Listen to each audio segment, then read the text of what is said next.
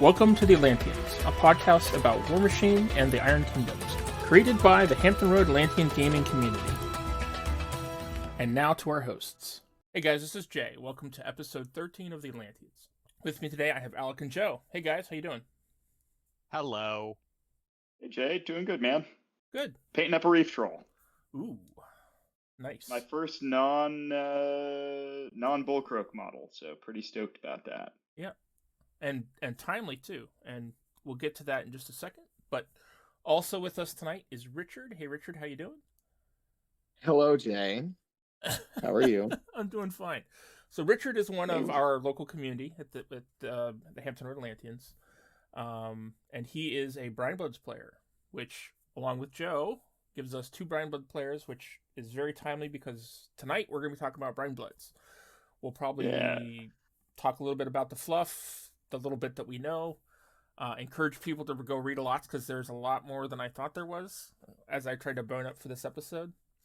And then we'll get into talking about how they play, how they changed with the update, the likes, dislikes, the experiences that both Richard and Joe and the rest of us have playing against them. Talking about the insane power of Kriel, there's no doubt. All right. So, what have you guys... Richard says nothing, just silence. I love it. I see. Okay. So, actually, let's get into Kriel a little bit. So, Joe, I'm really surprised. So, in prepping for this episode, I read the sort of the basic original article about Brinebloods and sort of piecemeal and some other things. And I'm actually surprised that Kriel isn't like one of your big things, because turns out he's the one that's allied with the Bullcroaks, and he's sort of like the bridge between the Bullcroaks and the rest of the Brinebloods to get them to work together. I mean, that's part of why I want to play him, right? And he's also like, he's Boomhowler's like second in command, right? And he's just like... No, that's Kriel. Is it? Oh, you're talking about Ragemonger. Ragemonger. Yeah. Ragemonger is the one that he actually was in the area before the rest of the Trollbloods were. And he has a base that's sort of like slightly to the west and north of Alchir, which is where the Brinebloods new the southern Kriel and the base for the actual Brinebloods are. Yeah, it's into their new homeland, right? Yeah. Like away from home. His base is sort of like to the west and north of that. And he discovered the Bullcroaks and became good friends with them, right? Right. And then the Bullcroaks had some run-ins with the rest of the Brinebloods, and I think they started killing him, right? They immediately launched into war. The little bit of story that I saw, and I haven't read enough of the fluff, but it sounds like Madrak and Admiral Boomhowler heard about Ragemonger, and they went into the forests to try and talk to him and make peace. It's possible that they ran into each other, and there was a little bit of a war. I didn't find that in the fluff, but I didn't actually read the Bullcroak piece. Yeah, it's in the Bullcroak supplement. Okay. Yeah, he was like the original go-between. He discovered them, they were good friends, and then when they started going to war with the rest of the Brines, he was the person that they contacted, and he brokered a peace between them. I know that what's the difference between a Bullcroak and a Croak? Well, Bullcroaks are dope. I mean, I think it's where they live, right? So Bullcroaks are all in that southern part of the continent. They butt up against Scorn, interestingly. So in the fluff, the Scorn show up in sort of the Bullcroak territories, and they're actually driven off. The Bullcroaks are so ferocious and so violent, the slavers don't return to collect anyone, which doesn't seem right to me, but hey, good on the Bullcroaks. Yeah, I have conflicted loyalties when it comes to that story. I was actually wondering about that because one of the big deals with Ragemonger is that he keeps pushing farther and farther towards Scornlands, and Madrak's you should stop. You should totally and Boomhowler you should totally stop. We don't need a conflict with. We're already fighting with Orgoth. We don't need a conflict with Scorn. He's but they're there. and every time they bring it up, he just smiles and doesn't say anything about whether he's going to stop or not. Guys, just a little closer. I mean, I'm picking up what you're saying. Maybe this guy needs to be my third caster. Yeah. Plus, you should look at him. The only disadvantage is I roll 6s so well naturally. I'm not sure the feat will do anything for me. Oh, you poor baby. Richard, jump in. Richard, what do you think about Ragemonger? Like, he's the best. Is he your favorite? Why? Because he just doesn't care. All he wants to do is fight. Mm-hmm. And I fully support that. Do you know why he doesn't care? No. Do you know the fluff behind him? So he's Yeah, from the I don't Blood. either, yeah. He's from the Bloodstone Marches. So he's the last story I read before I hopped on. So he's from the Bloodstone Marches, and he was this young, like, sort of like brash chief, son of the chieftain kind of person, and he used to have this posse of pirate trolls, like 3 pirate trolls that would sort of hang out with him, and he'd go do things with them and raid fight Scorn and raid different people and with them. And one day there's these monsters that are like, they're basically like the worms from Dune that are in the Bloodstone Marches, and they find out that there's this group of young that are active in the area, and he's like, it'd be a good idea for me and my boys to go fight one of them and kill it and bring its head back, and it would totally be like it would show that I'm the man.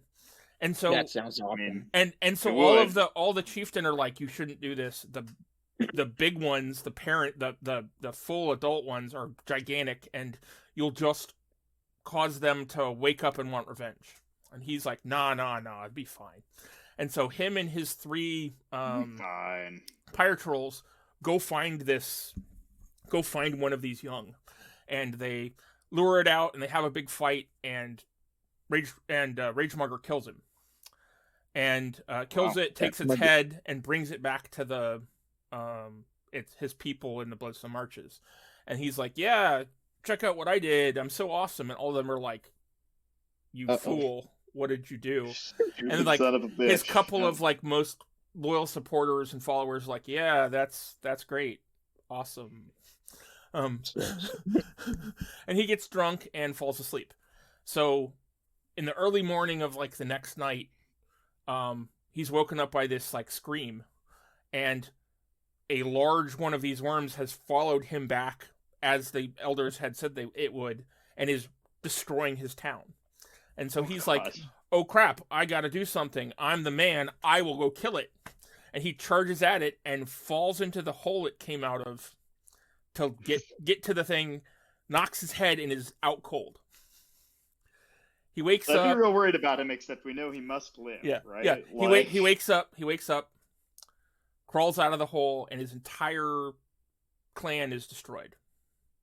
Everyone's dead or eaten. The whole thing is destroyed, and he basically. So the reason he's like a fighter and he's does all these crazy things and has tamed a land shark to be his mountain and stuff and all is because he's basically hunting for death, and he's taking on greater and greater and greater risks to hopefully die.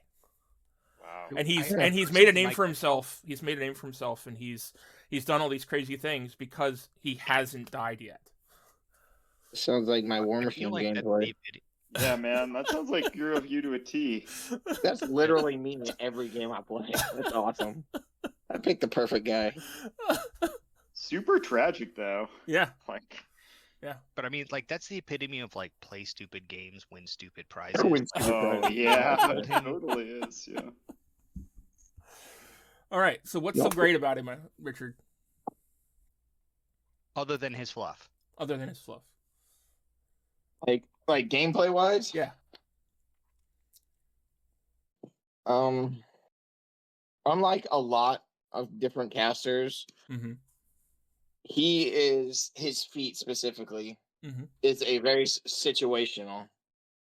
It's not necessary that, or at least the way I play, it doesn't necessarily have to use it turn 1, 2, or 3. you can use it late game, and it can result in a lot of devastating effects. So remind us what it does. Oh, Lord have mercy. All right. I got you, buddy. So whenever you roll a 1 for an attack or damage roll, is that right? You treat it as a 6. Which is just, I mean, think about it. The lowest roll you can roll on his feat is a 4. Because if you roll 2 1s, you've rolled a 12. If you roll a 1 and a 2, you've rolled an 8. It changes the math so hard. It's awesome. Is there any other advantage or disadvantage to it? I think that's it. Richard, am I right? Or he's also placed anywhere completely within 5 inches. So now seriously? Okay. So you basically that lets him get in there. So you basically use it as a way for him to escape after charging in or being in a bad position, or you can use him as a way to place him into an attack, or he could charge something, kill it, feat, and then hop into battle with your enemy warcaster, or something like that, right? You also skipped right over the name of it too. It's just such a good name for his feat. Jump the shark. Jump the shark, yeah. Jump the shark, yeah. It's perfect for him. I mean, it's other than his feat though, like his rules on his card, because I was looking at him earlier. The fact that he gives repo to models units, he gives field marshal unyielding, and then he has snacking. I'm just like, whoa. And he's arm 17 with unyielding himself. So he's pretty much, most of the time, because of how his playstyle is, he's going to be a 14-19. Mm-hmm. That's really, really good for him. Yep. You could also stack Fortify with him, and now he's a 21. Oof. Yeah. Yeah. And he's amphibious, cavalry, and has unstoppable on top of tough. Yes. Wow, that's pretty good. So he's like one of the trolls don't have a ton of support for their beasts, and his field marshal is like one of the best things in faction for that. Mm-hmm. Oh, absolutely. I mean, he also puts out Tantrum though, and that's gonna really help them too. Yeah, get him in the right spot. Yeah. Oh yeah, especially if you combo it with the what's that thing? My favorite model, a Vorogger. Mm-hmm. Yeah, you think you're safe, and then a Vorogger vrogs up to you and says, "Hey, buddy." I don't know. How's it going? I think Tantrum is significantly less powerful than it used to be, because it used to just be anytime a model in your battle group gets damaged, you get to basically do. It used to be anytime a model in your battle group gets damaged, at the beginning of the next turn, when a model in the battle group can basically has vengeance. Now it's the spellcaster's battle group damage within 5 of the spellcaster during its opponent's last turn. So, I mean, it has to be something that's pretty close to the caster. So, I mean, it could be Shield Guard, a Beast Shield Guard, something, the caster or something, but it's a pretty limited area, I think, which is why, especially because Tantrum used to be Child's big spell. Yeah. I actually don't keep it up and have it casted as much, or at least with Child, because it's pretty hard to have it. All you have to do is avoid damaging a battle group model within 5 of the caster. So it makes your opponent think. Yeah, and catch him off guard. But yeah, I mean, it's not crazy. That field marshal though, with oh my gosh, the character beast. Have you been playing that, Richard? The great old one. Yeah. I haven't gotten any games with it since the update. No, it's gonna be nuts. Yeah, it's gonna be nuts. Armor 22 in melee, 24 against range, and I mean, stack debuffs on top of that. Nothing your opponent can do about it. It's gonna be super good. Go and throw Fortify on that one. Now you have now you have an armor 26 with regeneration. Don't forget. And snacking. Yep. And snacking. Yep.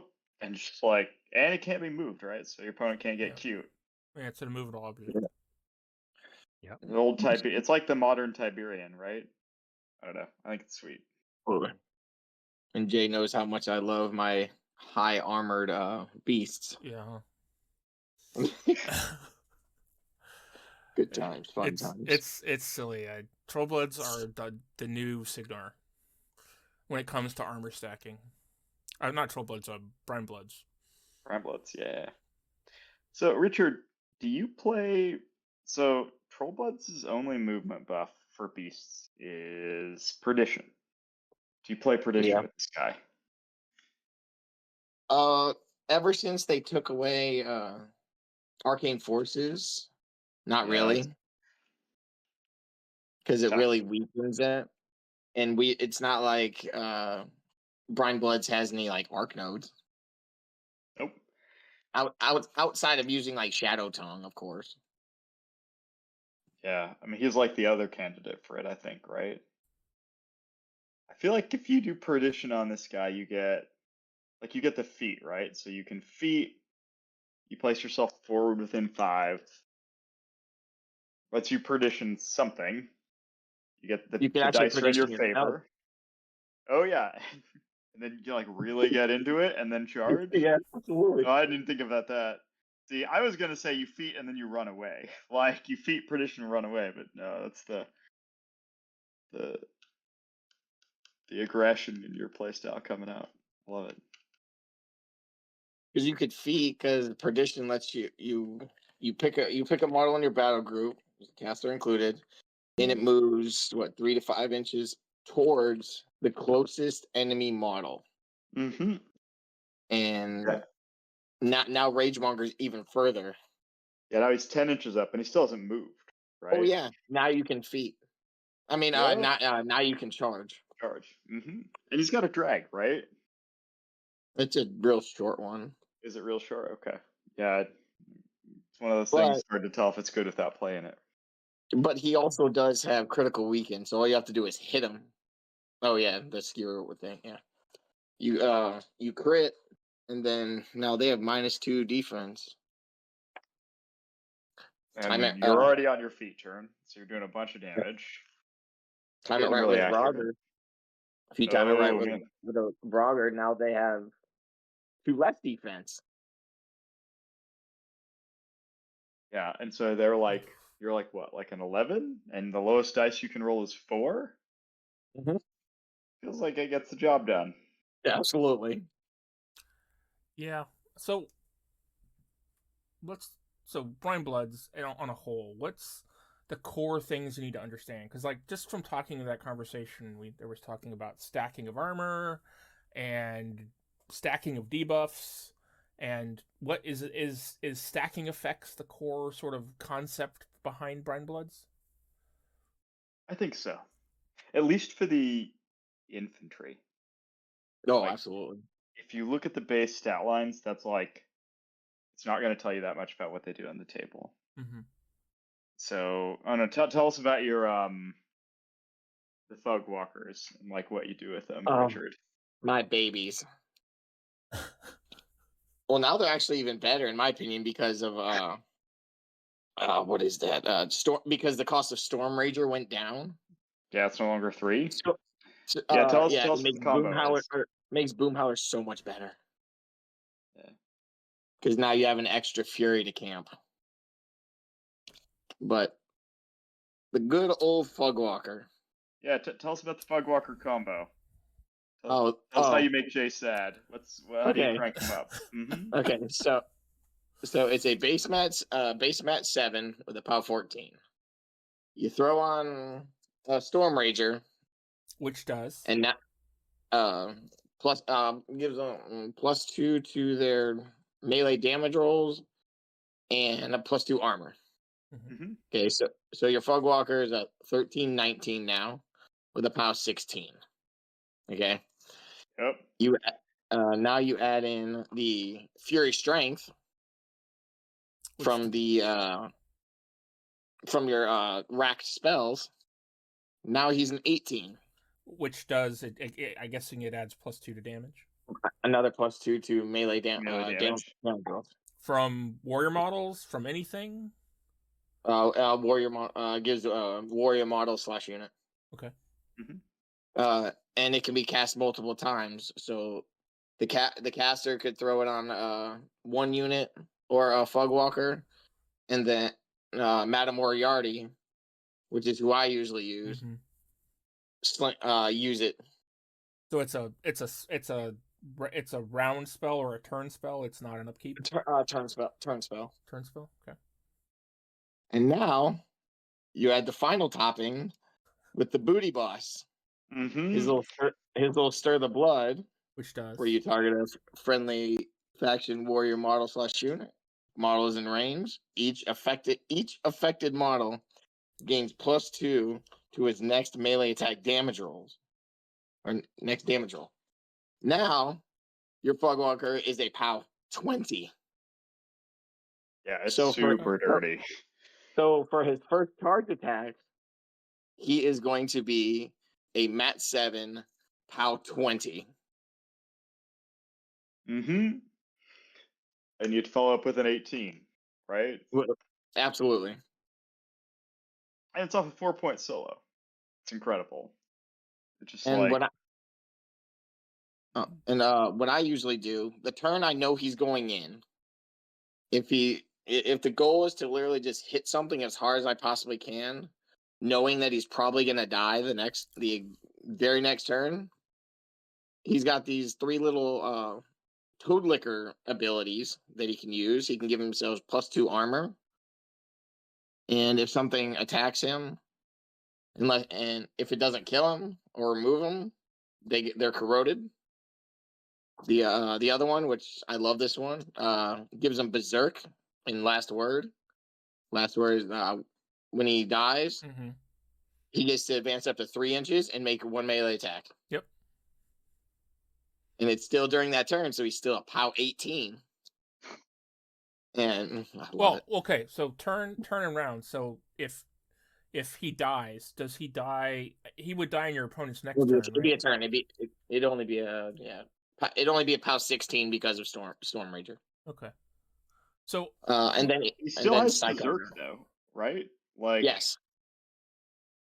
Berserk only triggers during his activation. Yeah, but I mean that lets you kill you kill a unit calf, right? Think about the Dust Calf. He's dice +1 against them. Well, at least one of those abilities only affects the next attack, right? Yeah, only one of them's the first. You have 1 POW to me. Yeah.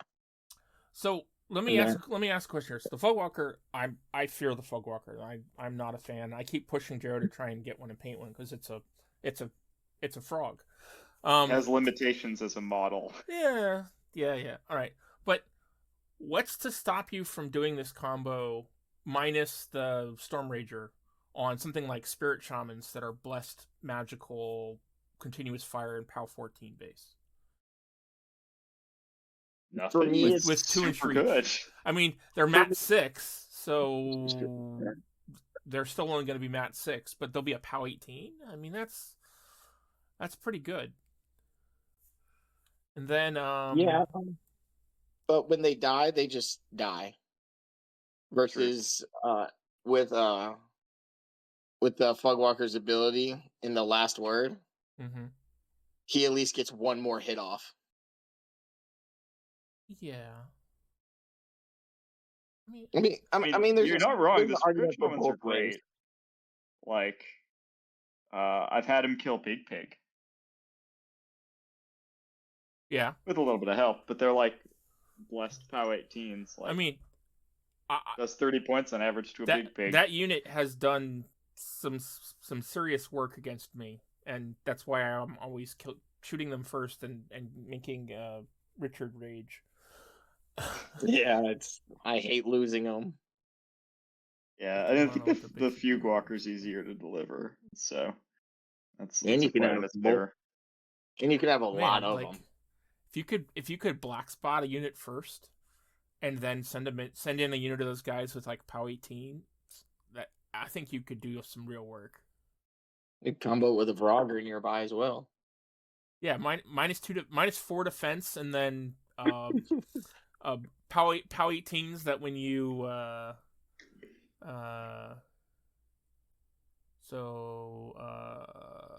when you destroy a model, so yeah, you could just rage through a unit of guys with Black Spot. It seems like to me, and that combo on one of those other units. So this combo isn't necessarily like specific to the Fury Walker. It's specific to anything with a good base melee weapon, right? Yes. Yeah, I mean, like the Marauders hit POW 17 regularly, just in any old list if you got the buffs. And the buffs extend to Matt too. So like, the Vorogger gives -2 defense. Yeah. There's a lot of inspiration in the faction and gang.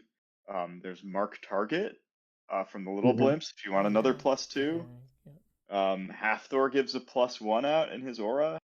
Like, it's not crazy to charge someone and be Mat 10, Mat 11, and just like really make it happen. So it seems like the core idea behind Brinebloods is that it's all about stacking effects and in the order of stacking effects.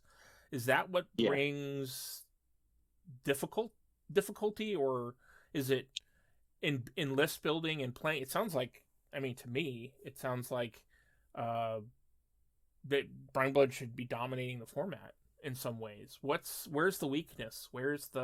Is it in the order of activation to stack the effects properly? Is it in the list building and being able to only take certain pieces of the build with certain casters? I mean, what's the limitation to Brinebloods? Why aren't they just dominating the format? A lot of people have access to Grievous Wounds. Okay. That hurts.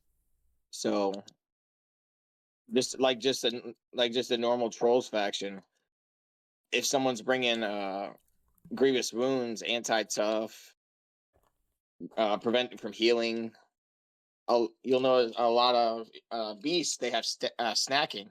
If they can't snack and heal, if they're gonna be hurting, because as long as you keep hitting them with those Grievous Wounds, they're just gonna fall apart. Well, I mean, I think it's hard to get the buffs. You need to play a lot ahead to get the buffs everywhere you want them to be. Mm-hmm. They're all short range, right? 5 inches from like everything, yeah. And all the infantry. I mean, I'm curious. You disagree with me, maybe, Richard, but I think they just fall over. I think they die in a stiff breeze. So it's like real glass cannon on the infantry side. Do you think that, or do you think they're? I mean, some of like the Tapper Marauder crew is at least like steady and tough, and that's kind of irritating. But it is until someone pops a Tapper, and then Tapper's gone, and then they go after the rest of the unit. Now the rest of the unit can just falls apart. Yeah. So I think that's like a weakness. It seems just looking at them that a lot of the infantry and a good I'm not all the solos, but a good bit of the solos seem to have sort of lower armors, so they're in like the 12, 13, 14 range. And about half the solos have somewhere between 13 and 15, but then there's a bunch that have like 18, 16, 17. So is it, in just looking on the outside, is it that the infantry can be really strong because they can be buffed and there's lots of combos, but they're also sort of, as Joe was saying, glass cannons, and can die to a stiff breeze if they're caught off guard, or something like Grievous Wounds, like Richard was saying, is applied to them, and they're not able to use their tough for some of their other abilities. So does that mean that the armor and the toughness of the army is in some of the solos and the beasts, and it's sort of a balance between using the beasts to keep them around and then using the infantry to sort of swarm and do the cool effect? Or is there some cross between the two? It could depend on the style of player. Okay. That could play a bigger make a bigger impact. Okay. That's why for me, when I use multiple units of Marauder crew, I mean, just a simple basic unit. Right. Usually I got one with a Tapper and one with a Quartermaster. How is that different?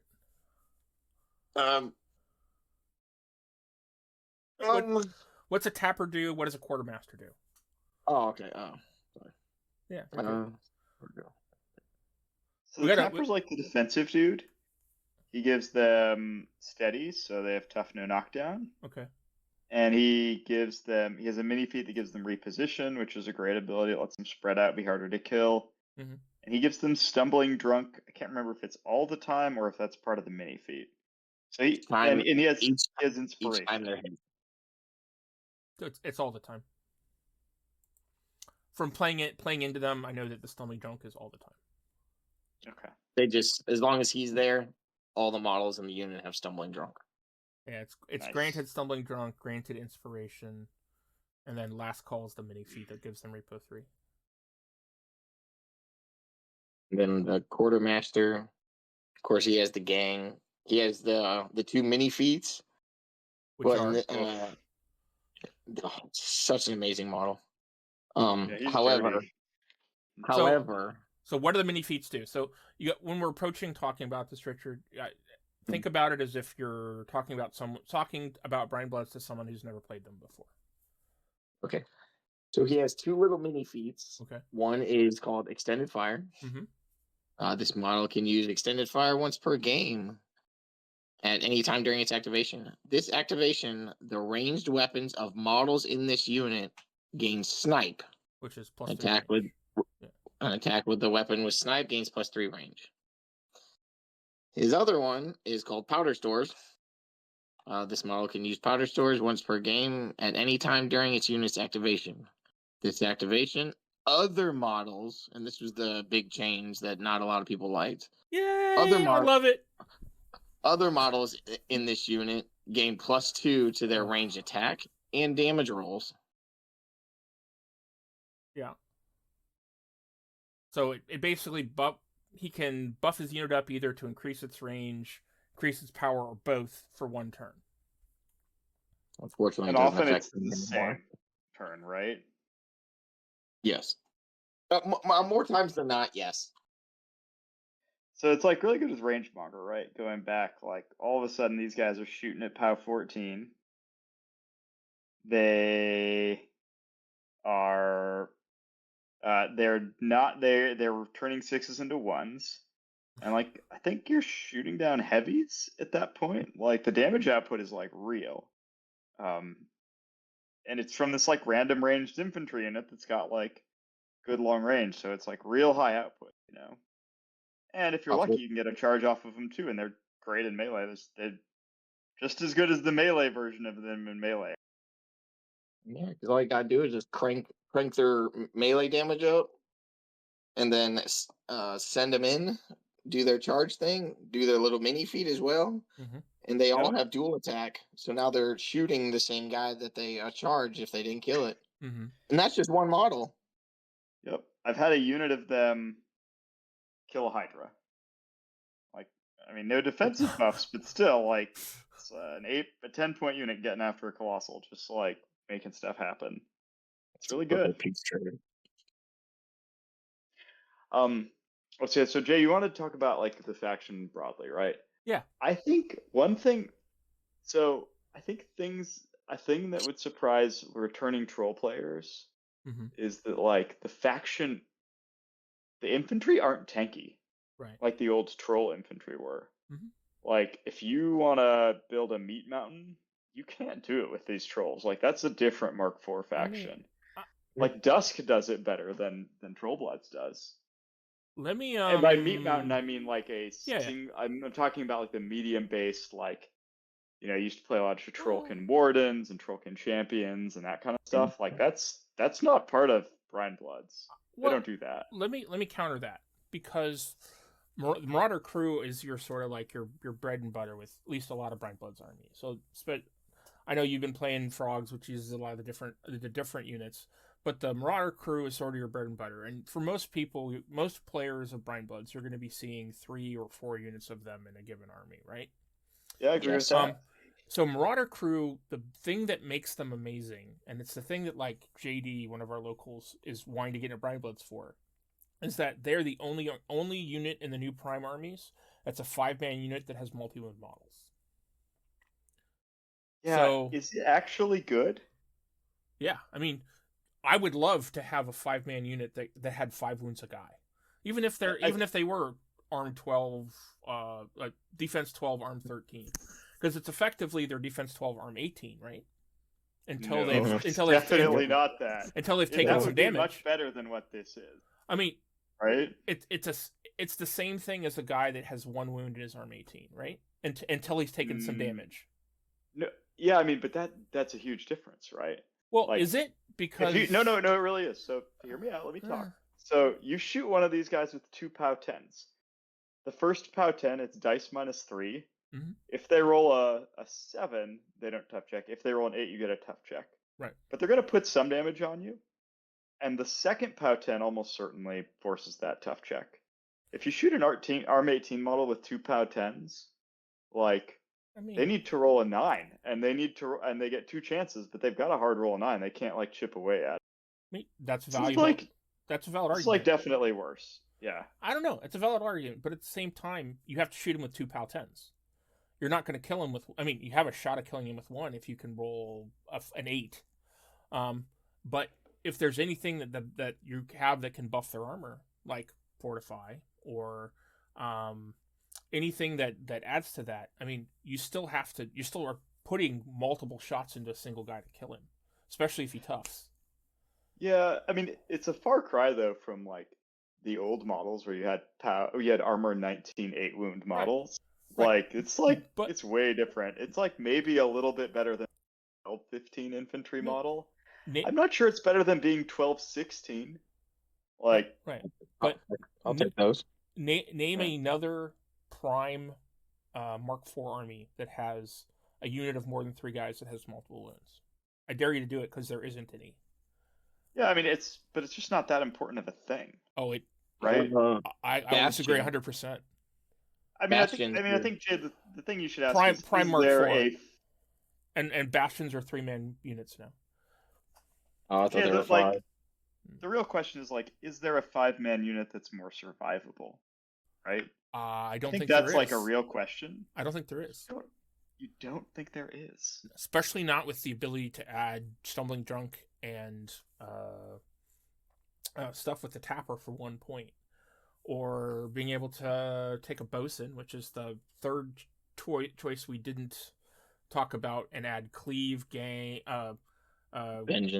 Vengeance, and No Quarter to them. I mean, yeah, there's a lot of. I mean, but it goes to the faction thing that we were talking about, right? Like, this is about buff stacking, and like, right? Yes, if you can get all the buffs off the unit that has them, like, yeah, it's super good unit, no doubt. They give me Marauder crew give me more issues than any other. I mean, so yeah, we're talking about. I think the Fire Spitters are better than them in terms of defense. They've got a whole nother defense. They have concealment if they can take advantage, and they have Pathfinders, so they can actually take advantage of terrain, unlike Marauders. Their armor is 16, and their defense 13, and I think that profile is just like their armor 14. Oh, they have shield. They have armor shield 16 if they have shield wall. Yeah. So like, I don't know. I think they're a great unit. I don't think they're great because they're survivable. Yeah, but I agree with Joe. Like, especially with things like Prey and giving them that added mat and rat. Because it's attack and damage, or it's all attack and damage. Melee. Yeah. But yeah, the giving them that added thing. So yes, they have a little bit of survivability, but being able to put that additional damage out is going to be really helpful to them. Yeah. I don't know. I mean, the Fire Spitters have 1 wound, and even at arm 16, they're going to die to a POW 10 shot, right? And they don't have tough. Maybe you have to hit. They have another, like, they can take advantage of terrain. They have another defense. Like, they can have stealth a lot of the time. If you put them behind a wall, fine, because they walk over it. It's not true of the other trolls. I mean, I'm not saying Marauders are bad. I think they're great. I think they're better than Bulk Croaks. But it's not because the Marauders are surviving. I don't agree. So, hot take. I think that they should have boxes for the points they're at. I still think they're good for where they are, but I think spicy they should take. have 5 boxes. That's my spicy take, I guess. Spicy hot take. I'm here for it. I agree with you. For what? Having to play against them, I still think at 8 points, I feel like they should have $5 each. That's fair. Not like 8, but like I feel 5 because they're croaks and everything. I figure 5 points, and I feel like keep them at 8 points, and they're perfect. They have 3 attacks apiece. Yeah. That'd be kind of busted. Yeah, that would be kind of busted. Okay. No, it seems fair and balanced. I'm here for it.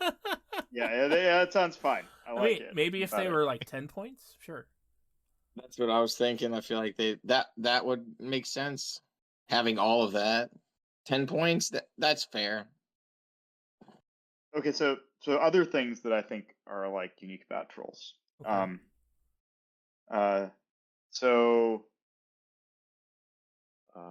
trying to think if I want to start with good things or bad things. So I mean, like buff stacking, I think they are probably unrivaled. Okay. Like they do wild things in that direction. I think they don't actually support their beasts very well. Okay. With the exception to that being like Ragemonger. Yeah, he does. There's they have Rage, so every army can have a damage buff for the beast, but none of the casters buff damage beyond that. The only ones that buff threat range are when you can play Perdition, which is a great spell, but it's tricky to use. And the Fury management, the pigs are like, I don't know, make me yearn for beast handlers, man. Like beast handlers are so much better than those guys. They have condition, and they have it's probably called stews on or something like that. Mm-hmm.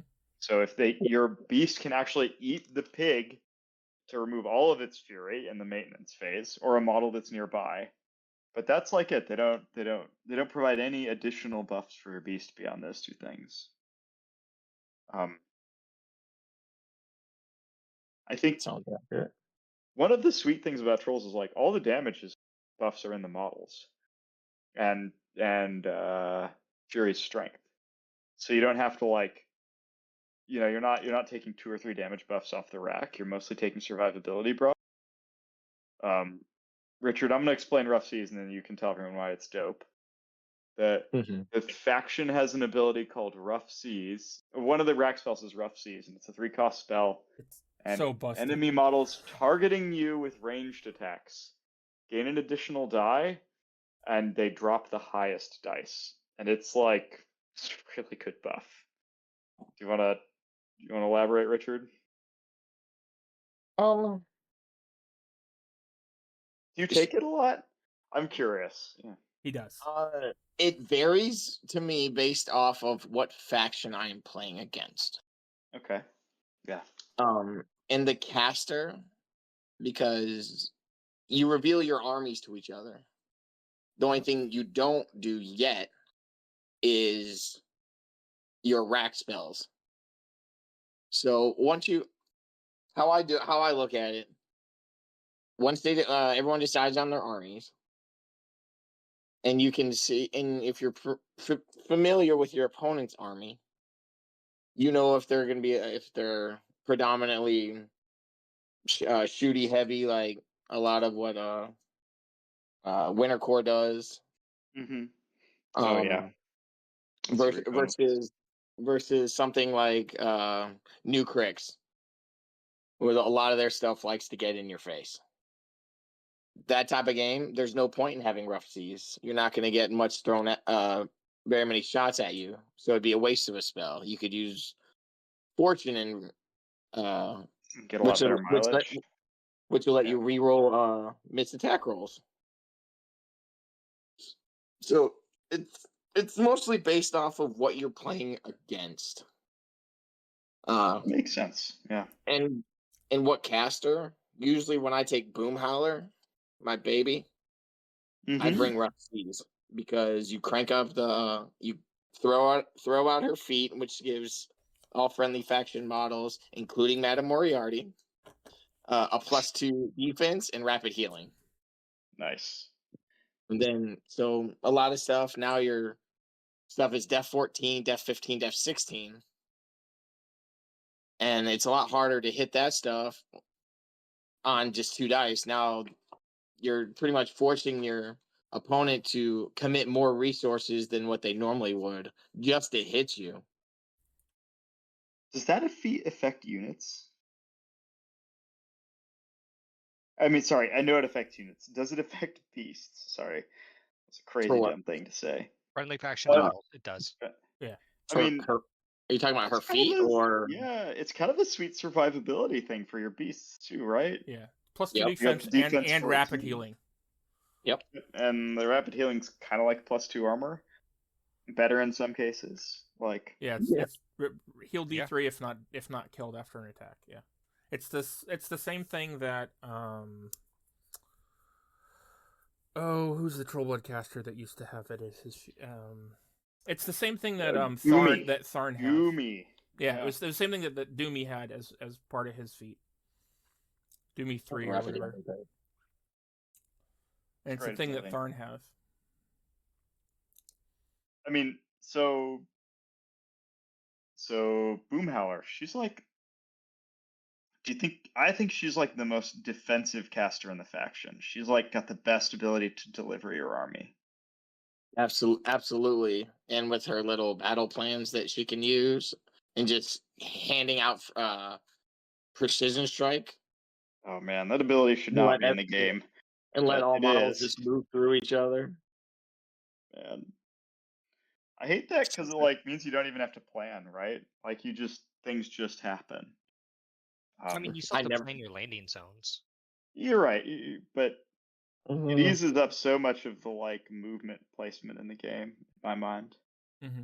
Yeah, because you could take it like a back line of shaman that are just sitting behind everything and charge through all your guys, and now they're your they're buffed to like POW 16s, 18s, and now they're hitting like trucks, and they were sitting behind everything. Yeah. So the ability we're talking about is Precision Strike, which is basically the old tactician. So while within 10 of this model, friendly models ignore other friendly models' determined line of sight, so you can shoot through friendly stuff, you can move and charge through friendly stuff, as long as you have enough movement to move completely past them. And it's all within 10. This is pretty common in Mark IV. Yeah. There's a lot of models with this, yeah. Well, yes and no. Well, there are a lot of factions with it, I think. Yeah. So there's a bunch of armies, of the legacy armies have it too. But so my question is, because of with Precision Strike, do you think it's a advantage or a disadvantage that it's on a warlock? Would it be more advantageous and more readily used if it was on a solo? Because, like, for example, Orgoth have it on basic, you'd way rather basic have it on a solo like that guy. I mean, that guy in Orgoth, he's playing every list, right? Yeah, and usually 2 or 3 of him in every list. Yeah, you're like really happy to play at least one of that guy. Right. I mean, it's a limitation that's on the warlock, but you're still happy to have it. Right. I think it's a balance thing, though. I think that's why it's a good thing. By having it on the caster instead of just putting it on additional solo. And I think it's a reasonable thing. Mm-hmm. Yeah, I mean, Winter Corp has the same disadvantage. It's one of Severin's battle plans as well. Yeah. But I mean, it's nice not to have to pay with it, but it's like it sucks that you're like so list locked into it, right? Mm-hmm.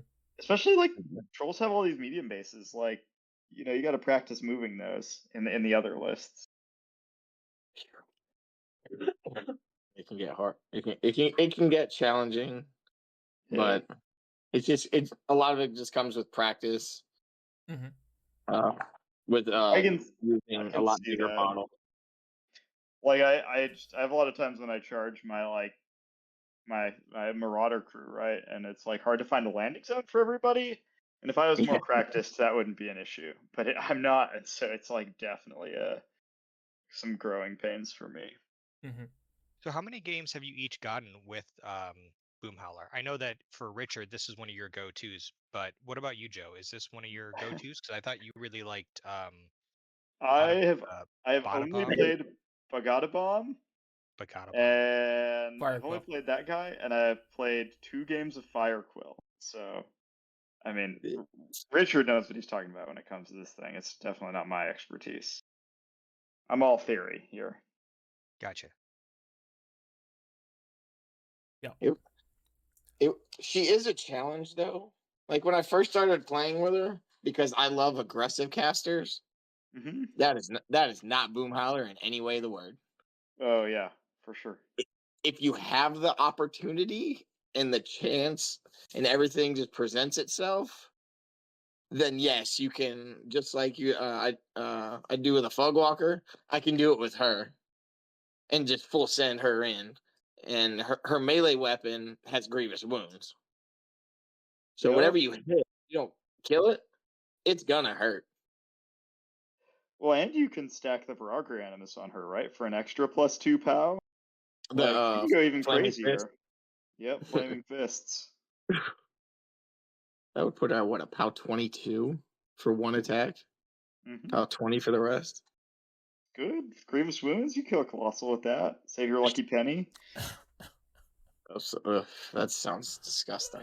It does. See, now you don't have to complain about my Adjudicator.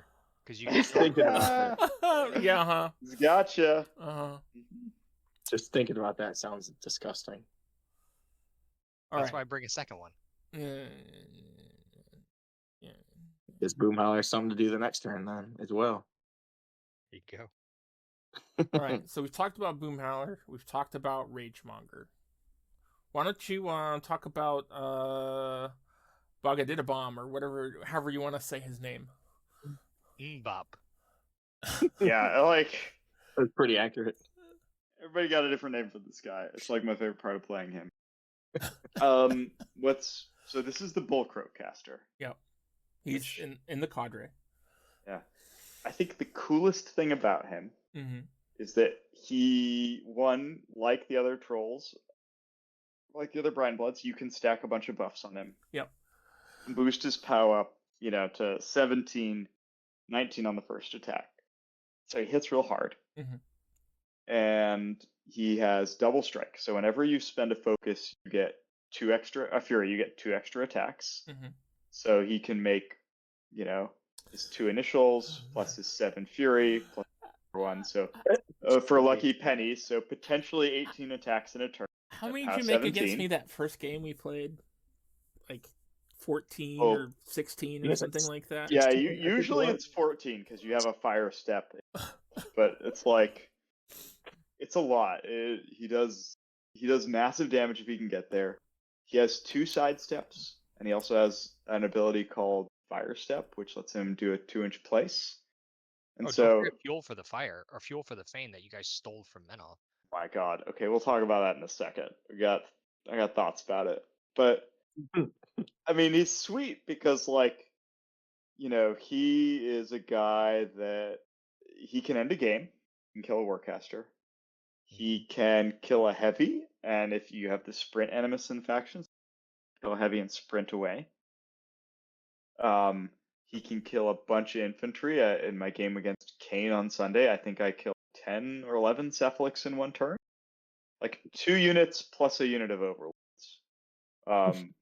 Just he clumped them all together, right? But just by bouncing around and killing a bunch of stuff and casting spells, he killed a bunch of them and then sprinted to safety. To me, that is super fun. So that's I think that's the reason to play him. He has this thing called Fueled for the Flame, Alec, which I would love to give back to Menoth.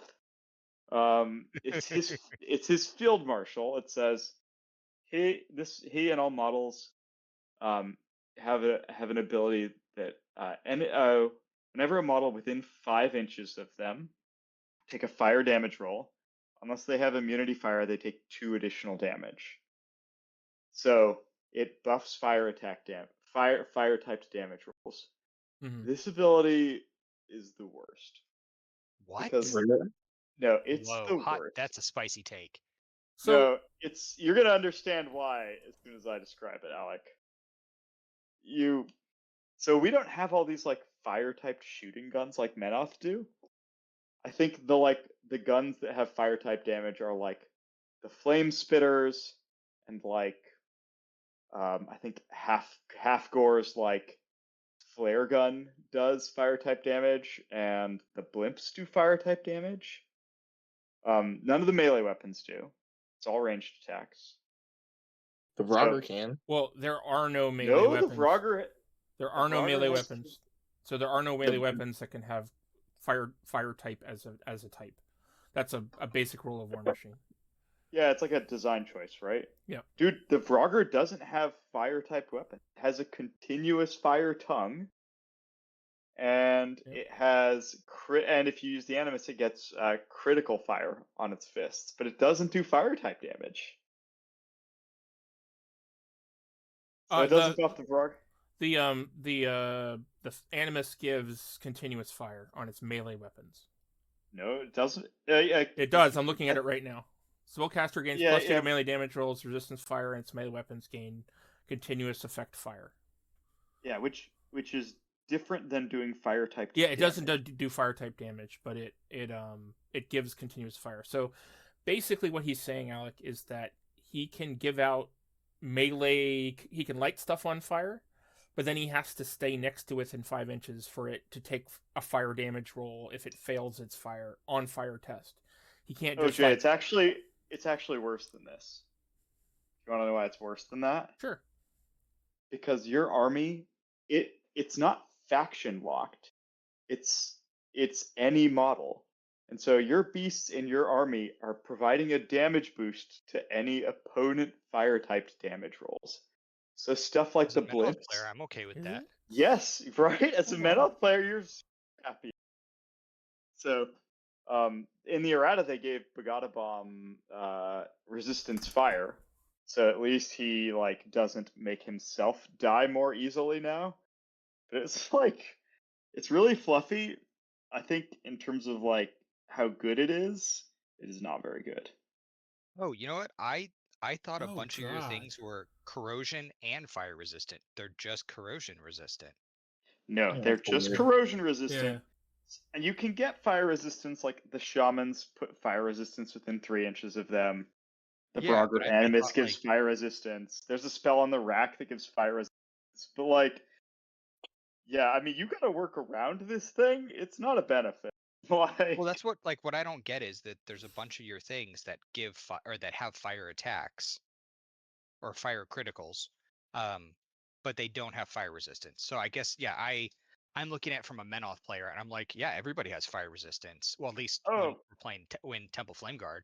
Yeah, let's go. When you got all these Warjacks, right? That do fire type damage on their guns, right? Yeah. Yeah, it's special, but we still love him. Even if he has this, I guess, peculiarity. So when playing against Baga de Bomb, you want to take fire weapons because it's going to hurt his own stuff. Absolutely. Yeah, bring your Chimera stuff, right? Shoot him with me a bunch of flame spitters, or bring that bomber, right? That guy loves flame damage. Get some extra +2s. Weird. The devs know about this. Clearly, they changed him to help mitigate this cost. They're just cool with it. So Stormjaw has a fire attack. It's a It's a 6-inch spray. Yeah. That flares. That flares. Mm-hmm. That's it. That's the synergy right there. His cutlasses have it too. Oh wait, no fire type. No, they have continuous fire damage. Hold on. Your powder casks. Don't your powder casks do fire damage? I think they're just blast typed. They're critical fire. Yeah. So again, critical, not fire critical type. Fire, not fire type. Yeah. Yeah, I guess you're right. It's I mean, it's hilarious, right? I mean, your opponent loves it when you announce stuff to them. You could take Magnus and Invictus. Invictus has a spray 8 flamethrower. Yep, that's right. So here's the play: you run your Vorogger next to them, and your 12-point model gives +2 to hit and +2 to damage, basically, right? It's funny. I mean, you do have a fire spear unit. I mean, it is a range 10 POW 10, and it doesn't have CRA, but it is a fire damage, and it does do continuous fire. So it could be POW 12.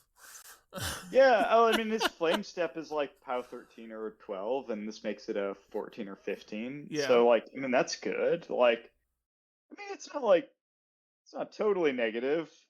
I killed a Warjack once by on the dint of the +2 damage, but like, it's like more flavor than it is power. I would definitely say. It seems like it. It's kind of weird. Yeah. It could also help you finish off a caster if your last attack doesn't kill him. Mm-hmm. Now the enemy has on their before their turn pretty much even begins, as long as fire doesn't go out. Yeah, I mean they're definitely on fire, right? And they're going to take a power 14. It's good. And now they're taking a power I can tell you, 14. yeah, that's a big difference. I mean, you do that, you're going at 21 for if you do average dice, and we know, Joe, you never roll less than average. No, I'm strictly. I prefer to roll above average, and I keep it that way. Uh-huh. One thing I've seen Richard do with this guy that I want to do that I haven't done is, like, Richard uses the Vorogger to move your opponent's models or set up the assassination. Oh, yes. Or maybe you just killed him with the Vorogger, but that's like a thing I haven't done, and I think it's like some next level play that I want to try. If you can set it up right, and you combine it with Bogger the Water, whatever the heck his name is, and then pop your feet, and then go incorporeal through models where the Vorogger pulled them. Boom. Yep, ready to go. I've done it a couple times with Bogger the Water, whatever the hell. Yeah, and that's what I want to do. Like that's my. I want to get more caster. I think he's great at that. And I want to use that like setup. Uh-huh. If you could pull it off, have use 2 Voroggers. One hop up, pull him, and then have another one hop out to the side, pull him from Poor there. Jay's just sitting here like, love of God, no. Here we go. No, it's better than that. Pulling people off flags, it's not just assassination. The ability for board control is huge with those guys. And I feel like I see people do more with like assassination than they do board control. But you can win by scenario just like you can win by assassination. The Vorogger I'm super guilty of that. The Vorogger is I need such to practice a broken my model. scenario play. Vorogger is such a broken model. It's an amazing model. So broken. It threats 18. It's got, with its animus, 2 pound 19. So explain what it is, Jay. All right, so the Vorogger. All right, so it's this big frog. It's speed 5. It has impervious flesh, so all damage rolls against it are minus 1 die of damage. Damage die. Which is incredible. It has paralyzing gaze, so if you're within 5 inches of it, you're minus 2 defense. And then it has Vault. If you're I believe, no, it's all models. No. Enemy models within line of sight. Should be living. Yes, it also that's why it's broke. Line of sight. It's hilarious. Yeah, it's not Jax. It's not undead. Undead don't ignore it. Jax don't ignore it. Nothing ignores it. Wow, I thought I read that wrong. Yeah, no. That's why it's fair and balanced. No. Like, this is what good models. No, Yeah. and then I feel like I was gonna say that I thought it should be like armor 18, but now that you've explained paralyzing gaze, it's not like the paralyzing gaze that it is defense 13, arm 15, but with impervious flesh, it's a whole less extra damage die. So if you're a regular attack, you're rolling 1, boosting 2. If you're a weapon master, you're rolling 2, boosted 3. I mean, it's rough. It has an 18-inch threat because it has a 5-inch move, a 5-inch leap, which lets it place 5 inches from its current location when you force it, which is crazy. And then on top of that, it has a range 8 PAL 12 tongue that just on hit pulls a model of equal or smaller base size. It's not skewer, so you don't have to do damage to it. It just is, I hit you and you're next to me unless you run into a obstruction or another model, which is crazy. Now you're at minus 2 defense. Right, you're pulled in. You're minus 2 defense. So whatever else wants to charge it, I mean, it's a placement piece, so it can hop and pull something in, and then allow other things to charge and kill that piece. It's got 2 POW 17 attacks, and then its animus is +2 to melee damage rolls and continuous fire. So and resistance fire, so it can be POW 19. So it hops. It spends 1 to hop. It shoots you. It's rat 5. so it might have to You boost if it's a higher defense. But I mean, against a jack, this thing is, this thing is like fresh as a castigator, right? Which is, right. It grabs your heavy jack, pulls it in, hits it four times with pound 19, and then whatever else. And then if it's not dead, the arm 24 dire troll walks up and smacks it to death. I only say this because this has been my experience in every game. Every game that I've played against Richard since he got 1, and he's usually running 2. There's a reason. 2 and his king. Right. There's a reason that I play with harpoons in Orgoth. It's literally because it has 2 inch more range on top of this thing, and I have a shot of maybe pulling this thing in and killing it before it kills me. Because it literally has won him every game he's. It is my bane. I hate this model. I think it's too cheap. I think it should have to do damage with its tongue. That's going to be the cover of the video. It's saying I hate this model. Oh yeah, no, I'm totally putting your awesome looking Vorogger on the cover. Yeah, laser eyes for sure, man. I hate this model. I hate this model. It's the bane of my existence, and the fact that JD now wants to play Brinebloods too. I mean, I don't. Yeah, wait, hold on. So, are you going to be really upset when he brings a king and 2 Voroggers? I've already faced it. I've already faced it more than once. It's not as to Jay. It's the scariest thing he's ever seen. Extremely. But you're missing out on rage. Remember, you can act. Yeah, you can actually rage this guy. Yeah, he could be 21. Yeah. Now he's got 2 pound 21s in your face. Exactly. I think that rage is better used on something else, but because he's the model that's pulling the thing in to be able to allow your army to kill it. He's the thing that's pulling the caster in so that you can chain it to it with another one and then murder it. I mean, the experience. Play these guys wrong a little bit. He's just unloading all of his terrible it's like Jay's therapy session. Yep. Mm-hmm. It's Jay's. You're allowed to take 4 of them. I'm just saying. I don't want to take any trolls. I just want to play Voroggers, right? No, if I could, I 100% would. You should be allowed to take 4 of them.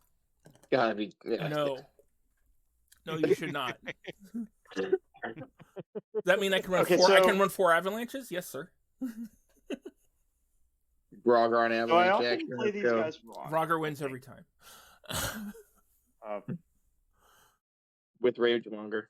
Yeah. All right. Okay. So we've. I want to say Yeah. I think the Vorogger is a support piece. Please explain that. Okay, so let me back up slightly. You can't, if you want to move forward and jump, pull in a heavy and cast your animus, you don't actually have enough fury to kill a heavy, right? If you're sitting at POW 21s, yes, you do. Well, you can't be 21 because you can't have 2 animi on you. Or is that a thing in Mark 2 or Mark 4? Can only have 1. Well, you can have 1 positive, 1 negative. Yeah. So you can get to 19, but that gives you, if you have to jump and animus, you have to land the tongue, pull them in. You get 2 initials, and you get 1 more buy at a POW 19. And that just doesn't kill heavies. He's right. That kills light though. Kills a light. It sets up a caster for an assassination. Sets up another beast to come in and kill it. It's definitely good. It's just there's there's also another little frog that can help. Old grandma frog that can keep her close enough. She can assist with that Vorogger's extra POW 19 now.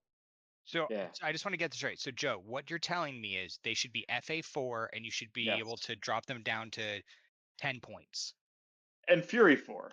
But yeah, Fury 4. I'm on board for it now. I like where your head's at, Alec. No. Fury 4, Armor 16. No. I'm going to quit the game. I'm not saying they're not Don't make me quit the game, because this will happen. Love it. Not you quitting, but no. You having nightmares more than likely tonight over Voroggers. I already have nightmares about Voroggers.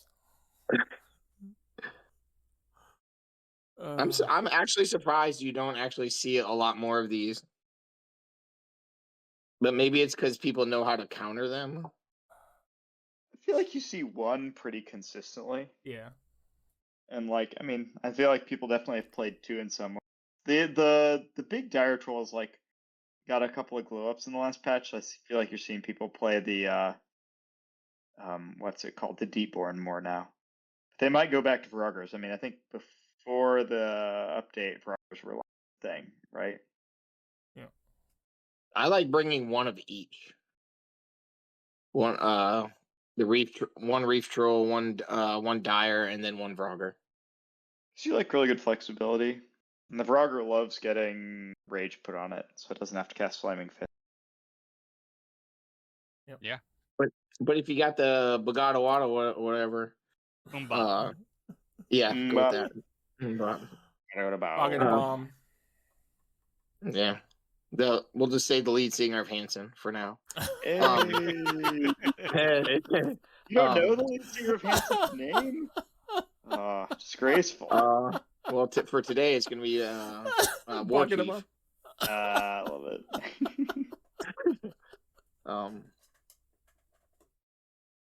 I don't even know where I was going to go. Yeah. What the?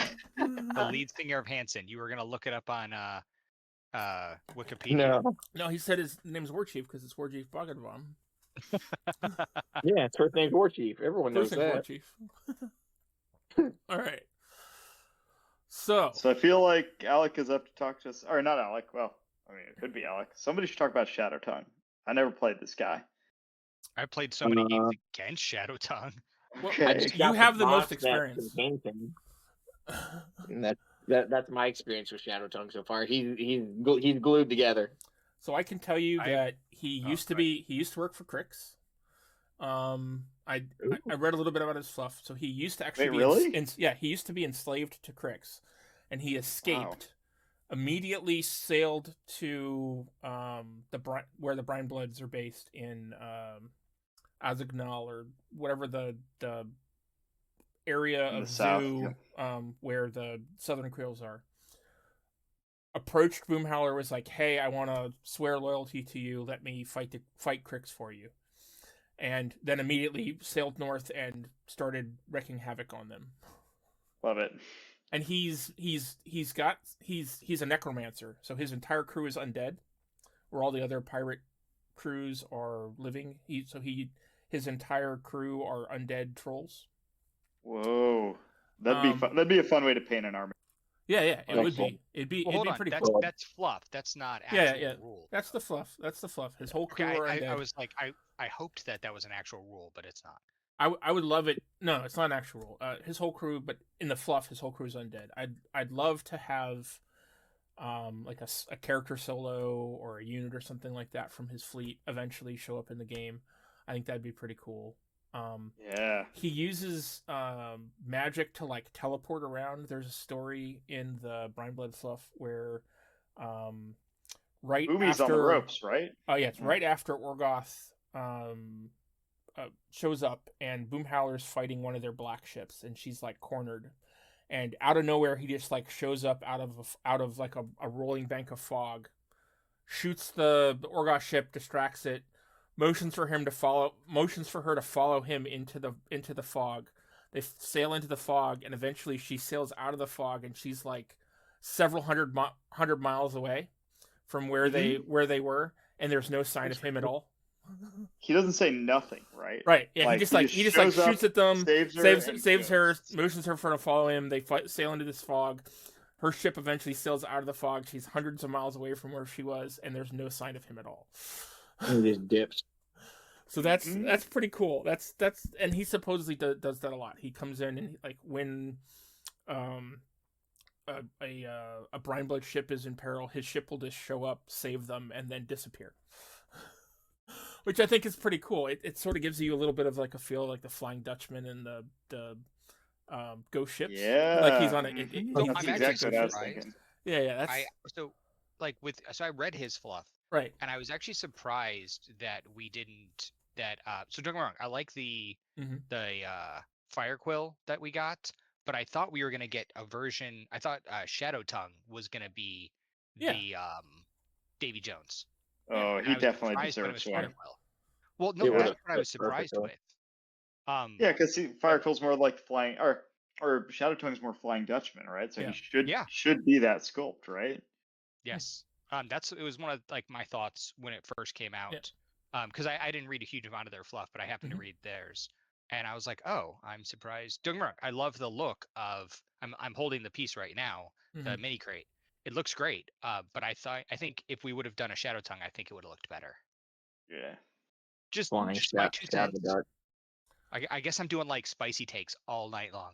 Hey, I love it. So here for it. So what do you, having played against Shadow Tongue, because I actually haven't ever played against him or seen him on the table. I just know that he used to be great because there used to be a spell that he could spam that would basically take initial attacks from enemy models, and they sort of they powder keg, and they sort of fixed that because it now only takes it from a model directly hit. Is that right?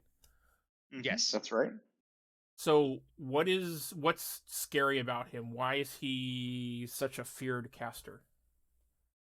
Okay, so the fact that his bird, when he gets bird's eye, he can see through everything. Intervening models, I believe it's cloud effects, terrain, everything. So, and then the other thing he has is he has dark rituals. So he can use not one of your beasts, but one of your warrior models, and he can use them as an arc node. And then they're going to take D3 damage, but so many of the Brinebloods have a decent amount of hitboxes, especially if you're running the Marauders. They don't care if they take D3 damage, especially if you're going to do it once through this guy, then this guy, then this guy, and you've done it 5 times going across at a target. It is painful. Yeah, Bird's Eye is an ability. Yes, they did roll him back a little bit. Yeah, but I can't tell you how many league games I had to play against him, or Nova playing against him. And it's just rough, like, because you can't hide, and especially with my character, I'm like, oh, I'll hide behind, my shrine. Nope, he will still kill Krios. Yeah, Bird's Eye is definitely an ability that I miss from when Old Witch used to have it back in the day, and for other Mark IV armies that have access to it, Calder in Storm Legion has it. Which I learned, I thought I could hide behind models, and you can't. I learned at Nova, actually. Things you learn one time, right? Yeah. But it's not even just that. The amount, his spell list that he has, is fantastic. Like Gallows, Ghost Walk, Hex Blast, Revive. Now, yes, they're like just putting Revive on something, and it's like, oh, hey, by the way, that's not dead. And you're just like, oh, of course it's not. Especially if it's like, I don't know, a Vorogger. Well, so on his feet turn, he makes it cost 1 less. Yeah. So, if you're feeling spicy, you could, right? I mean, I don't know if that's even, you got to be in a special spot for that to work, but it's like, it's a thing. So one of the things that has saved me in a few games, it's one of those, like, it helps once, is explaining to people that yes, they cost 1 less, but if you're under my lamentation bubble, we double and then drop 1. It makes people a little bit sad.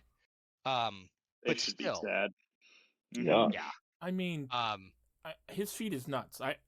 Let's talk about his feat. So his feat is when a friendly model in Shadow Tongue's control range casts a spell, reduce the cost by 1 to a minimum of 1. While in his control range, war beasts in his battle group can use their animi without being forced. It lasts for 1 turn, and he has an arc of 8. So he can bring 8 models back, 9 models back if he lucky pennies. If you wanted to do that, if there's 9 models to bring back, and then all of your beasts, like the Vorogger, can just use its animus for free and be pound 19, like we were talking about. Really helps with the Vorogger. Really helps with rage. Yeah. Really helps with the reef control if you want him to his all board snipe. Control, like what he can do to you on terrain. Like I've seen people not go for the assassination with him and just use Gallows to move things out of zones or move things away from flags. Absolutely. And you're just like, great, this is awesome. Now you're going to score 4 points this turn or, more, and I'm done. And you didn't even kill it. You just you left it alone. And that's painful. And I mean, he has Ghost Walk, so I'm going to give this beast Ghost Walk, and it's going to charge through your front line and charge your caster. A Vorogger. Yep. Vorogger can hop over. Or an Abyssal King. Just Abyssal King can charge through the enemy line. Sure. So not to force salt on the wounds, but that bird's eye thing, it's his field marshal. It's not just on him. Like all your beasts get it. Yeah. And models in battle can ignore cloud effects, forest terrain, and intervening models when determining line of sight. Your Abyssal King can just if he sees you, he's coming at you. Shoot you through a forest. No, it's a great piece, and I know people are like, "Oh, it's not as good as it was," and I was like, "That's like people complaining about Haley 2. Oh, she's not as good as she was. She's still good.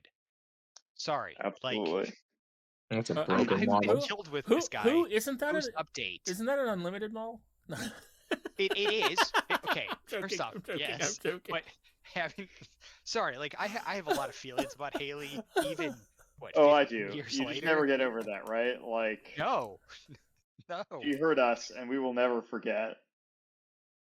It's like Jay with my Judicators. If he sees one on the table, even if it's not being played, I would rather face a Vorogger. Yes. That's really saying something too. Oh yeah, that's big talk from Jay. Or Mammoth.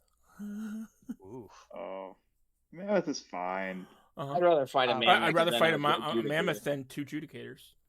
Well, just a Mammoth than 1 Judicator, but I've played a lot of games against Shadow Tongue, and I feel like you have to. I'm trying to think of how to say this. You have to have a better battle plan on what you're gonna do, and if it doesn't work, be able to adjust on the fly. You don't just throw models at wall, win Richard's play style. So here's a question. No insult to you, Richard. It works. Yeah, you're right. This is not the caster to do that. So here's a question. Here's a question, and this is something you have to have more finesse. Okay. With him. Here's a question about Shadow Tongue. So Shadow Tongue has Revive, and he also has Dark Rituals. So is it a viable thing, and is this something that happens? That if a unit has one less guy, you move the unit to a spot, he revives the guy on the unit, you place an arc node where you need it to be, and then you immediately cast through it?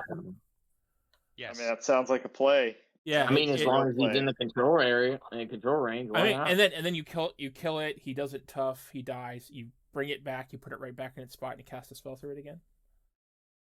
Or if you I've never had someone bring it back a second time, but I've definitely had someone bring a piece back, arc through it. Don't care if it dies, and I'm just like, well, that was fun. That's rough because with Revive, you just have to put the model back within 2 inches of another grunt in the target model's unit. So, and in his control range, 16. Yeah, his control is 16. He has a huge distance. I mean, you basically can place a model anywhere you need it, and then arc a spell through it. I mean, that's incredible. Mm-hmm. And he's got 2 slots. Huh? You could just chain those guys too. Yep, that's a great point. Finish off a dude, use the guy that's almost dead, and then place him 2 inches in front of the furthest guy. Yeah, absolutely. And then end another guy's life. Yep. And then put him in front of that previous guy. Yeah. And on his feet turns, you're doing all this for 1. Revive is 1, and I mean, if you're shooting Gallows and Hex Blasters, you're doing it for 2 instead of 3. I mean, that's pretty good. Mm-hmm. Lucky Penny would definitely need to be used. Well, I mean, that would give him 9 focus for the turn. And he doesn't have any. He's definitely someone. He's a thinking man's caster, right? Yeah, he doesn't have any base up plays. I've talked to. I'm surprised you don't play him more, actually, Joe. I thought you would have seeing how you play your Scorn. I would have thought you would have been like, I'm going to do this and adjust the board, and then get all of the points and now kill you. It kind of appeals. I don't know. I really like casters that can kill things. That's my number one thing. I mean, but Scorn doesn't really have that. Yeah, well, he but has to kill you. He doesn't even have a weapon, right? Yeah. Like he has to use spells. He doesn't have a ranged attack. Yep. Doesn't have a melee weapon. Like that's like one of his weaknesses, I think. Yes. Well, I think it's again they had to do it for a balance because he is so good in everything else. You even give him a gun, and he's like, "Oh, hey, bird's eye, boop." Yep. Oh yeah. I mean, he's super fluffy. I'm not complaining about the power level. It's just like in terms of like play style and What's going on? I mean, I would not be surprised if you, like, 2025 mid-season, you're like, I'm gonna give Shadow Tongue a try, and then suddenly he's one of your mains. Him and Oh yeah. He's Bob. third on my list for sure. Oh, he's third on your list? I didn't realize he's third on my list. He's number 3 behind Firequill. So let's talk Firequill. So Firequill's the only caster we haven't mentioned so far. Not one of Richard's favorites, but I mean, sounds like it's Joe's number 2. I think he's cool. So he's one. I have the mini crate. Right. I think like that's the best model. Richard's gonna have the mini crate too, and he doesn't even have to paint it. Yeah, I mean you're hooking him up. Yeah, but like the squid version of him is by far the best version. I think the model is hilarious. I didn't realize it. I saw someone. Alex sent me some unboxing stuff of it. I think it's hilarious that he has legs underneath the tentacles. I thought the tentacles were his legs. Does he? Yeah. I didn't. I have him, but I didn't even notice that. Yeah, he has legs under the tentacles. Yeah. Wow. Which I actually thought about. Like, I thought about popping him off to paint him just to paint those boots, and then I was like, nope, it's not worth it. I just painted 165 spikes on the Abyssal King. This dude doesn't need his boots painted. Alec, what do you think about if I get my Abyssal King and I take all of those spikes off? Is that better or worse? Like, so honestly, I think you saw how I painted his. Yeah, like I think really I would love to see you go with like neon green spikes on yours, and I would say paint them. So don't get me wrong, it's tedious and it's a pain in the butt. But if it wasn't for the fact of, I feel like for me, it was drawing it out because my whole family got sick during December, and I just never got the chance to really like put 6 hours of painting into him in a session, because I would like to do 6 hours, 6 hours, 6 hours, and just, keep going till he's done. I had to deal 1 hour here, 1 hour back, and I always want to finish something before I go to the next thing. So coming back 8 sessions in a row and painting 2 coats of Nova Orange, 2 coats of Fluorescent Orange was driving me insane. I feel like if you could just put 6 hours in and just all of the, like, also it was the problem of me picking the orange. So because I had to do multiple coats of each color. If I would have picked like a green, that's a nice solid green, like I'm suggesting to you, you'd be fine. Yeah, you don't I don't know what Alec was complaining about. Yeah, because you have like crazy coverage issues with those oranges, right? I mean, they looked really good, but it's like it's not easy to get them to that state. I mean, I'm gonna cheat and airbrush as well, so there's that aspect of it. I have words that I can't say in polite company. I'll tell them to you later. The Sea King was made to be airbrushed. Look at that thing. It's like airbrushes and oils are gonna be dope on that guy. And I didn't. I did like. I know you did it hard mode. It looked good. I blame one of our mutual friends who on his podcast was like, "Oh yeah, I'm gonna try to just paint a model and not use washes." And I was like, "I can do that." And I chose the Abyssal King. I didn't choose like a medium base model because I'm stupid. Yes. See, my mind is completely oriented towards what is easy. How do I do it? Like that's all I got time for now. No challenges for Joe. I don't know, man. I don't know if you paint easy mode, Joe. Dude, I saw your fire. You don't paint easy mode. Not at all. I mean, I paint to high quality, but I use as many tricks as I can get a handle. That's never right. Yeah. Dude, I was actually thinking about buying a Shadow Tongue and asking you just to paint like awesome green fire on him, or even fire, and just being like, "Here, please do this. I'll paint something for you next." It'd be fun, man. I'm down. All right, and I wouldn't even buy it. I wouldn't even do it to play Brinebloods. I would just do it for IKRPG. Oh yeah, I think I don't know. I love a good miniature painted for just like an RPG setting, right? Like, that's definitely a pleasure. All right, so Brineblood and his rules. Yeah, Firequill and his rules. I'm sorry, Firequill. Captain Brineblood. I mean, the distinctive thing about him is he has 3 guns. Mm-hmm. He has, and the fluff behind this is that he like beats people in duels and collects these guns. That's why he has so many of them. Yep. He is, and also in the fluff, he is Boomhowler's like kind of shady second in command. Like, he's constantly supporting her, but like she's kind of like a standard Trollkin like leader, like kind of a good person type, like cares about the people. And he is like really a pirate. Like, so he is interested in doing nefarious things, being piratey and getting into duels, like all this. See, he reminds me of Kane from what I've read about him. Mm-hmm. Yeah, he's like if Kane was a like also like slightly shadier, I think. Yeah. Kane is pretty shady. And don't get me wrong, I like Kane. Kane is pretty shady. Like, I'd put them on par with the shadiness. Would you? Okay. Yeah, I haven't like I'm read gonna too much disagree Kane with that. fluff, though I did read the most recent one. I think like Firequill is being a good guy because he likes Thorga. Well, not likes, but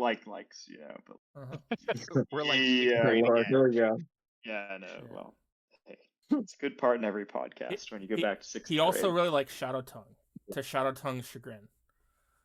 Does he? Yeah, he like buddies with Shadow Tongue, and so like every time that they're around each other, like Firequill's always hanging out with them and like telling him how awesome he is and like talking up about how cool his ship is and all and his army and stuff. And all. And Shadow Tongue's just like rolling his eyes and please go away. Oh, I love him more now. Please go away. Please. He should be doing that with Ragemonger. I feel like they would have a party. You got to remember though, Firequill is like the ultimate pirate, or he thinks. That's the thing. Yeah. He thinks he's a pirate. He's the ultimate pirate. It's not clear that he's the ultimate pirate. Is actually that's yeah, and that's why he like fanboys out. Yeah. Well, I mean, Firequill is he's a duelist. He's the pirate. He's like the one that's really there to be a pirate, and he originally was in line for the position of leader and was sort of like Boomhowler's.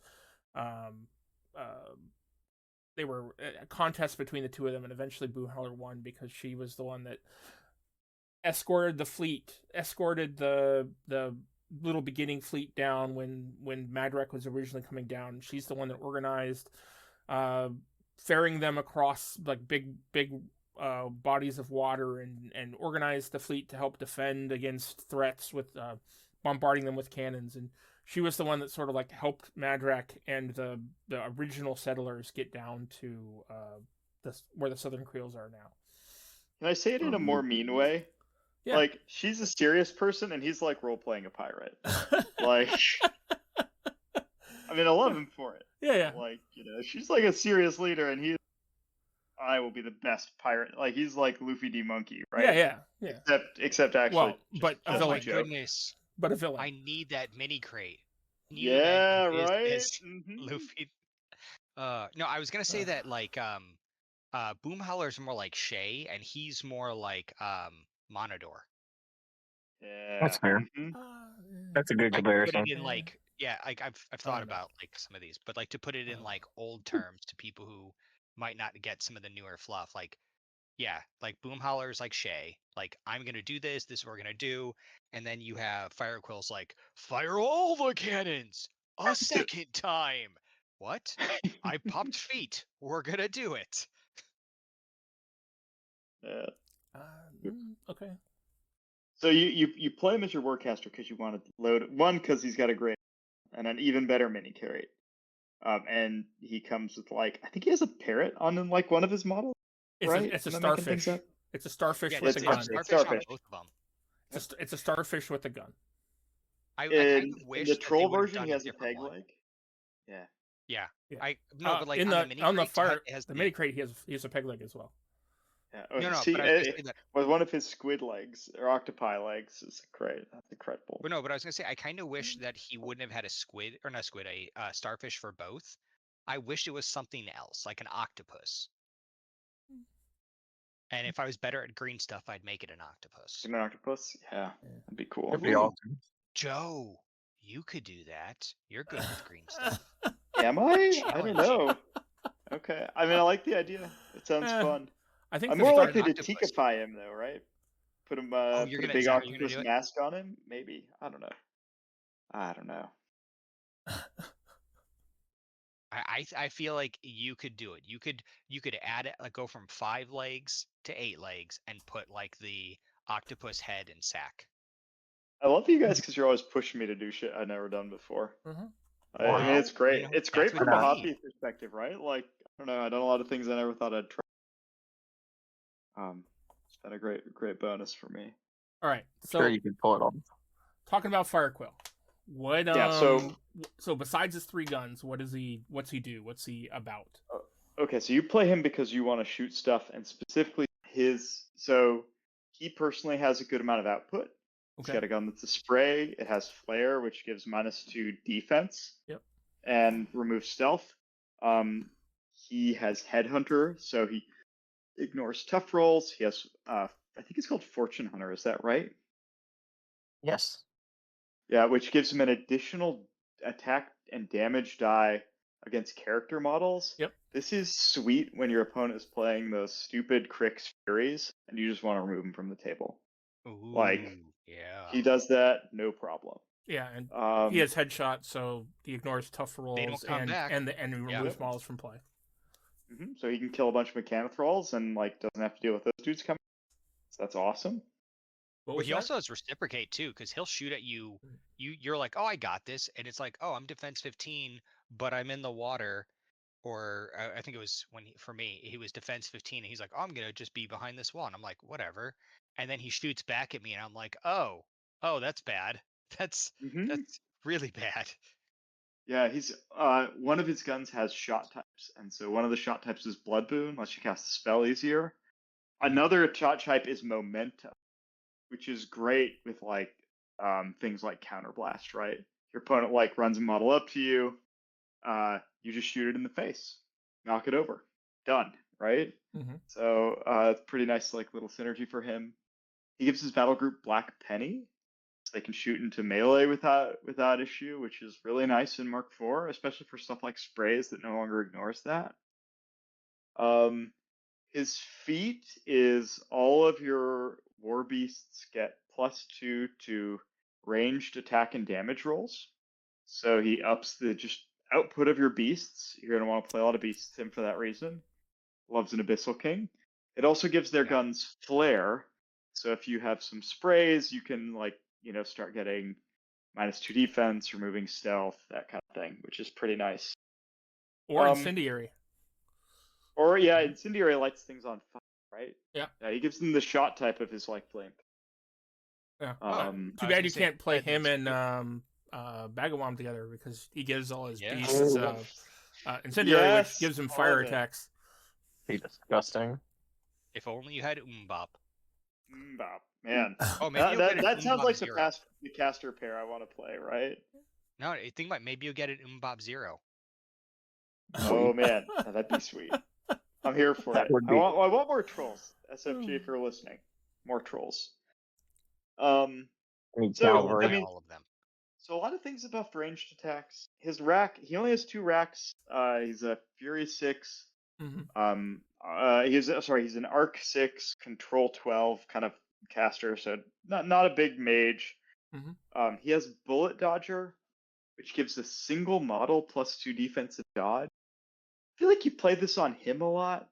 Mm-hmm. Yes. I could see putting it on a single heavy, making it defense 14. That could be kind of irritating. That might require some thought from your opponent. Vorogger. Yeah, Vorogger is good for it. Make it a 15. Put it on Halfgore, the character solo. Put it on him himself, because not only is he going to move, he's also going to shoot you back. Yeah, I think that's probably the thing you do the most with it, right? You just that little combo sounds a little nasty. keep him a little bit. Because he's defense 17, like straight. That must be. He wasn't behind a wall. He must have had that on him. Yeah, and that's like his Kane impersonation. The other weird thing for Bullet Dodger is you can put it on an Abyssal King, and so that makes it defense 12. And if you have the elude, what's this head called, Richard? Do you know what I'm thinking about? Let me look up the name of it. Talking about the Electro head, where they if you have the Electro Lure head, I think is it Living Models? -2 to attack rolls. Yeah. So living enemy models. Makes it defense 14 against melee. Yeah, and so that's like situational, but kind of interesting. There'll be times when that like is a real problem. So Colossal with defense 14 is just silly. Yeah, like you could do some. I think there's some play there. I think that's like a good thing to. I haven't tried it yet. And then combo rough seas with it. Yeah, right, and like be really tough to hit. Man, they didn't. Looking at the Abyssal King, they still have the bowsprit wrong. Is it? Yeah, it's supposed to be part of the mast. It's supposed to be with the crow's nest, Oh, and they put it as a bowsprit. Man. Because they got called out for that. They were going to fix it, but they haven't. Sorry, back to Firequill. Yeah. The last thing Firequill does is he has broadsides, which it's a 3-cost spell. When you cast it, every model in your battle group makes a shot. I think that includes Firequill. It does. He's part of the battle group. So potentially a lot of output can come from that. You can rack Open Fire, which lets him spend 1 to choose a model, and you can shoot this like something like the Abyssal King. So excited. He's like, I know. Let me tell you how I'm gonna beat everybody. I know. He's all about this. So he's got a ton of. I mean, he gives his battle group a ton of ranged output. He doesn't. He himself can kill some models. He doesn't really support the rest of your army, and he's like 15-15, Fury 6, kind of wants to be forward, which I'm into. I like it, but I think. But I mean, with 17 defense, you can play forward. Yeah, I think you want Bullet Dodger on yourself. Yeah, I think he's cool. He has some weird order of activation things, like you want your beasts kind of to go before him so that they're in good position, broadsides, and open fire. But you want your beasts to go after him so they can take advantage of his feet. And so you got to make some like tough decisions, get the positioning right if you really want to output from him. Well, I think what you can do is you really set up the turn before. It's kind of like when you're playing chess and you're trying to figure out where your opponent's going to be. You set up before. You're like, I think all my opponent just has to be within 8 inches of this or 10 inches of this. So you give yourself a little bit of, plus or 2 minus on, where you think your opponent's going to be. So let's say your guns are 10. You make sure that you're like within 8 of where you think he's going to be in a arc. And then what you do is you're like, then you don't have to worry about your beast going first to move because now you can forfeit their movement and get that +2 aiming bonus and then get all the bonuses from Firequill's feet. I mean, I think Alec is dead on, right? You want your opponent to come into you and you want to play a turn ahead. Yeah. So you're basically setting up a trap. You're trying to trap them. You're trying to set up, you're giving them something that they can't ignore. Forcing them into the kill zone and then using it to kill them. Yeah, I think that's it. Playing into them. I'm speaking from experience for like Shadow Tug, Firequill, a couple of the other ones. I'm like, oh, well, I made oopsies. And you can like with him, if you don't pay attention, you're like, oh no, and then suddenly broadside happen, or he shoots you, then feats, or I guess he feats, then he shoots you, then open fire happens, and you're just like, awesome. I'm sorry. It's he feats, he shoots you, then he broadsides, then open fire happens, and you're like, oh well, cool. Well, I'm boned, and then you just pick up models, and it's rough. It's good because it's good if you're the one playing him, but it can be very rough playing into him and you're not paying attention, or you have to. Like, if he can get board control early, it is tough because you're trying to get up there for those flags or those objectives, and that's gonna be rough, especially like some of the newer ones, like best laid plans. Oh man, if he can hold the center of the board and those 50 stay in place, oh no, it's rough. Yeah, it'd be rough. Yep. Yeah, I've been thinking about Brineblood and how they're gonna play against us, especially with the fact of, we're gonna have 3 players here actively playing. Well, I think that JD will probably continue to play Crix primarily, but he'll definitely move into Brinebloods in the future. So. Oh, I thought he was gonna jump. But... Well, he wants to try and trade his Orgoth for Brinebloods, but he's definitely going to keep his Crix. Gotcha. So Richard. Yes. The Abyssal King. Talk to me about the Abyssal King. Why is it amazing?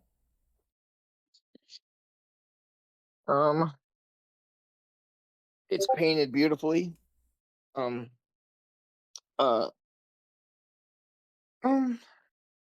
It's painted beautifully. Is that why it's? Aw, I love you too. I was waiting for a response to that, but sorry, no, I'm still dealing with a puppy over here that is not in a great mood. So it took me a second to process that. But no, I really do appreciate that.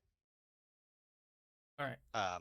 Yo, bro. So, yeah, so come on, look, the rules on this guy though. I look at the rules a lot while I'm painting him. All right, so this nasty Abyssal King. Yes. Like most Brineblood beasts, he's got snacking and regeneration. Okay. He has an ability of the Vorogger, that good old paralyzing gaze, which enemy mauls within 5 inches. That's with -2 defense. That's with the Chomper. The bulbous head. Okay. Yes. Oh, I didn't want to. Sorry, that's try and pronounce my. that. That's usually just my default head because of the range 2 POW 19. And his other head, he's got an electro head, 12 and 5 inches, like they were. Everyone was talking earlier.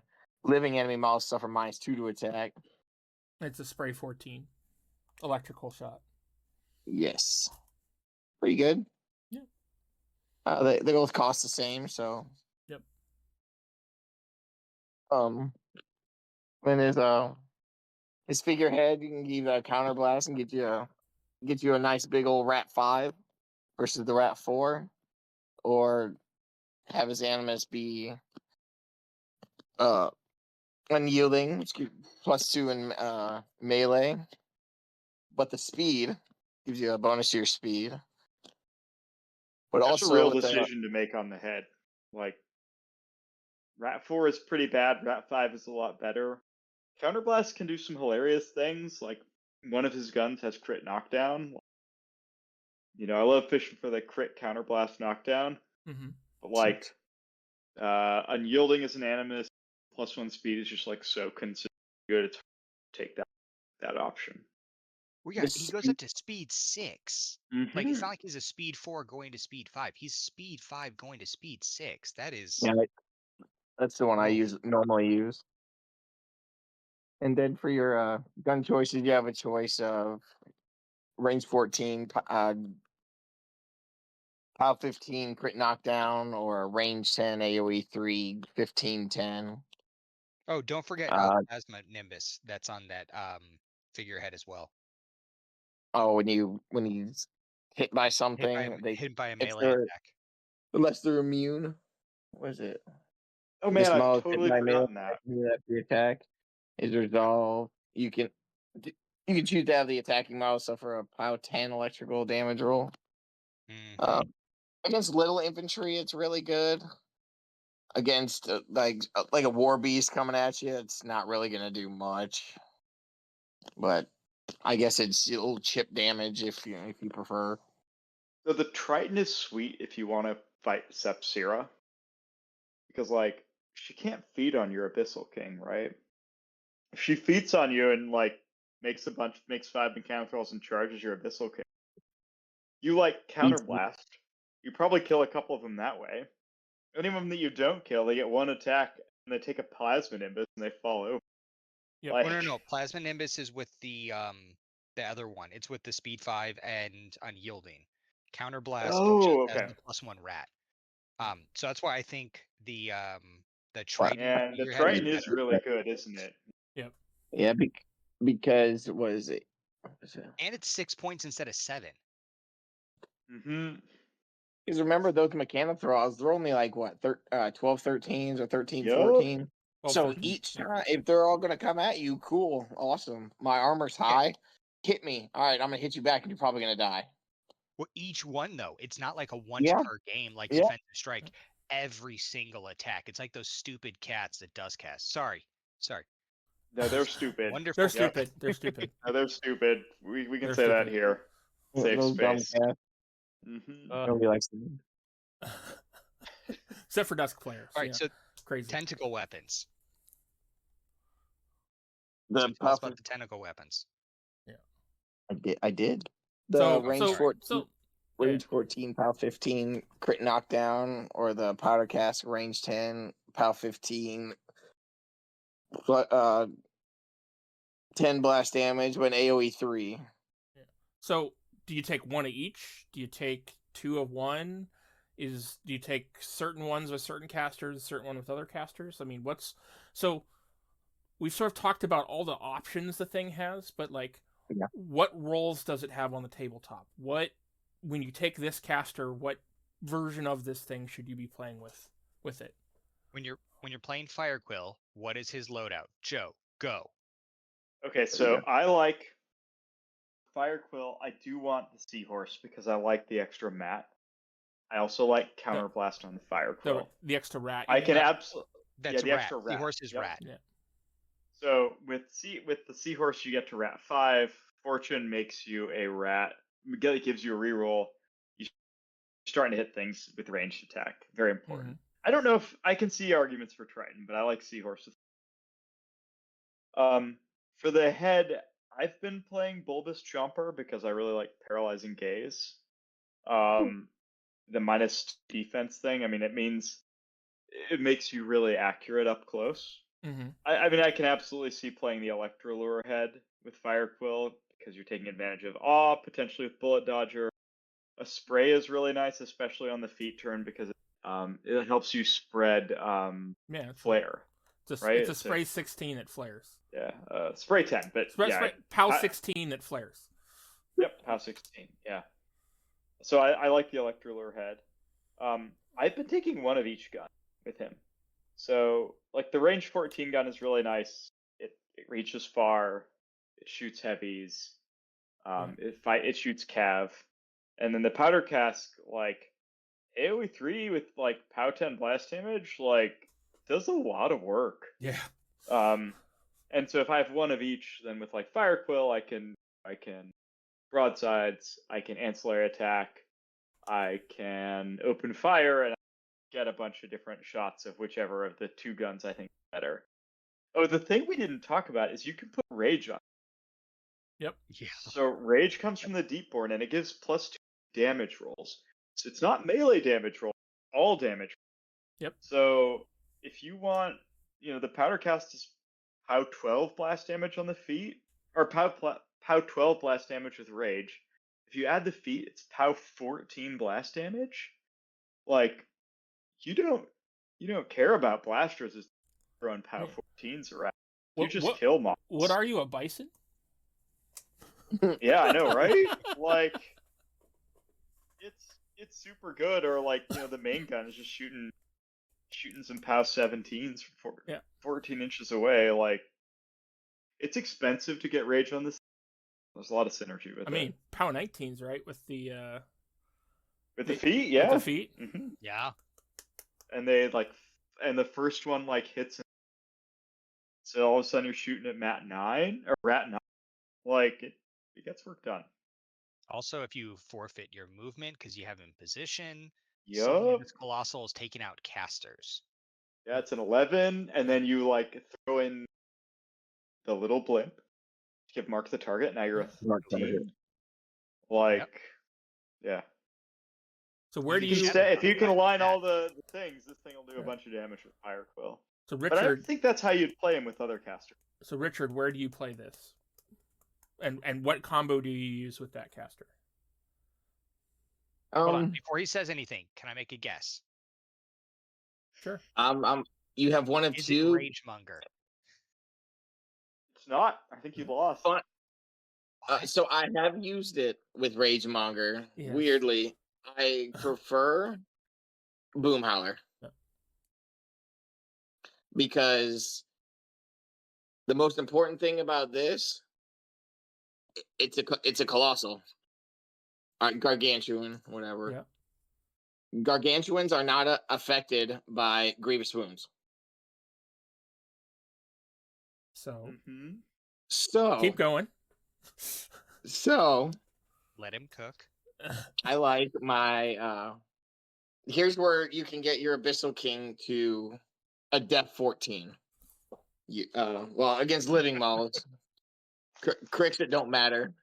And I haven't used the Electro head. I'm all for it because I love sprays. But my normal build, no matter what I'm usually using the Paralyzing Gaze head because I love that combo. And here's where the Vorogger comes in. If you can get him up there and get him within 5 inches of a big target, now you use the what is it? I prefer the Triton because I love the speed. Yeah, hard to say no to that. And with Boomhowler, the unyielding is nice. If he was with a Ragemonger, you don't really have to worry about it because he grants his that's his field marshal. Mm-hmm. So you would give it to him anyway, but we're sticking with Boomy. And then I normally use the just double main guns because it's cheaper. Because instead of spending that extra point for the powder cask and one main gun, why not just use 2 main guns? And now I can throw out add in a couple of Fire Guardians in case I need magical weapons. I think it's like a really good choice. Yeah. And then an Abyssal King, I usually throw Fortify on him. To be honest, I really don't use Rage that often because I usually have it on my Deepborn. Even though I could put it one on the Deepborn and one on Abyssal King, I like to save the Fury. So I enjoy the POW 19, the POW 22, plus the 2 POW 15s. I'm completely fine with that. And I got magical weapons, and I'm sitting there in the middle of the board at armor 23 because I throw Fortify and then his feet or his Animus. So 20, 24, right? Is he a 19 he's a base base? armor. He's a base 19. Okay, so it's a 23. Yeah. But think about that under Boomhowler's feet. Mm-hmm. You have a big armor 23 colossal. You hit within a couple inches. Anything that comes in, you hit me. That's cute. Here, take a POW 10. Bye. Mm-hmm. And if you do damage me, I have rapid healing. Yeah. So from hard to kill. So what you're telling me is I need to put 2 Judicators in there. Yeah. So from my experience into Richard playing with the Abyssal King, he basically uses the Abyssal King to sort of bully the board and force your caster into bad situations, either from being able to be grabbed by a Vorogger and pulled into the middle of his other stuff to kill him, or kill them, or into a position where they can't really score things. He sort of uses them as to control where my army's going, and with that toughness, with that arm 23, with the especially on her feet turn with rapid healing, as he's usually pushed it up, it's a very rough piece to deal with, and I think that the Abyssal King is probably one of the stronger of the huge base models. So we've only seen I can see that 3 of them. Yeah, I can see wanting to play it in every list. I probably wouldn't, but like I can see the rationale, you know. Yeah. Your more experienced players know how to like not necessarily take it down, but contain it and minimize the damage output or the effectiveness of it, or limit it. I mean, it has 6 initials. That's a lot. It's amazing. It's amazing. I like what you said there, though, Richard. Like, you don't want to try to kill it, especially not on that feature, right? Limit its output, stay away from it, do something somewhere else on the board. Like, yeah. But usually on that other side of the board, it's you have a pretty Vorogger sitting over there, and with a big, heavy, Deepborn with Rage ready to go. To cover the other side, pretty much cover what the Abyssal King cannot cover.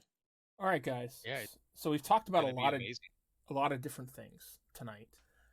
Is there anything else that you want to cover before we close the cast out for this evening? Is there any final thoughts about Brinebloods you guys have? Stuff that you've thought of during our conversations, or stuff we haven't brought up? Do we know the fluff of the Abyssal King? Do we have like a good story for him? Yes, there's I don't know it off the top of my head. It's one of the things I did not get to the fluff tonight, but there is a fluff article about it. I read it. It didn't stick with me that much. Okay. It's the sort of like standard troll stuff of like, man, there are like these big elemental trolls that like really are out there. These ones are in the deep, and no one can really control.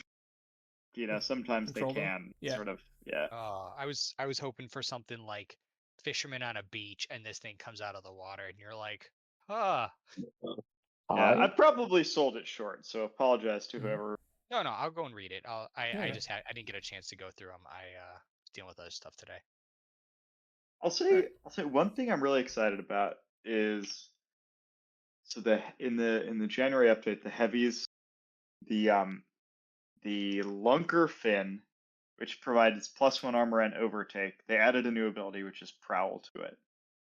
And Prowl is really exciting for the troll heavies because they also have amphibious. Yep. And the trolls have lots of ways to create water and create stealth heavies. Mm-hmm. And I think that's like a really exciting line of play. I think there's like some really cool builds where you play like a what? One with each animus, one with the Deepborn head that's like creating water, maybe another one with a bellower head. Oh, he's talking about the Deep Dweller head, that little combo that I use, one with the Deep Dweller, the other with the Rage.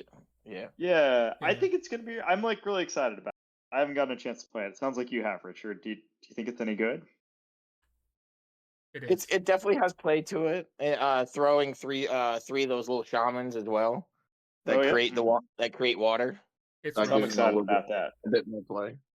All right. I don't know who plays it. I think you can play with anybody, but I'm like, gives me some more hope to play the cool heavies again. You know? Yeah. Oh yeah. All right. Well, I think that ends our conversation about Brinebloods tonight. Thanks everybody for tuning in. And thank you, Richard, for joining us for this cast. Yeah, thanks, dude. Anytime. As long as you're in port, right? Yeah. All right. Well, thank you guys for tuning in. This has been Jay. Alex, I'm Joe. Bye. And Richard. Yeah. Check us out in the comments below, ways you can get a hold of us, ways you talk to us, and we will catch everybody later.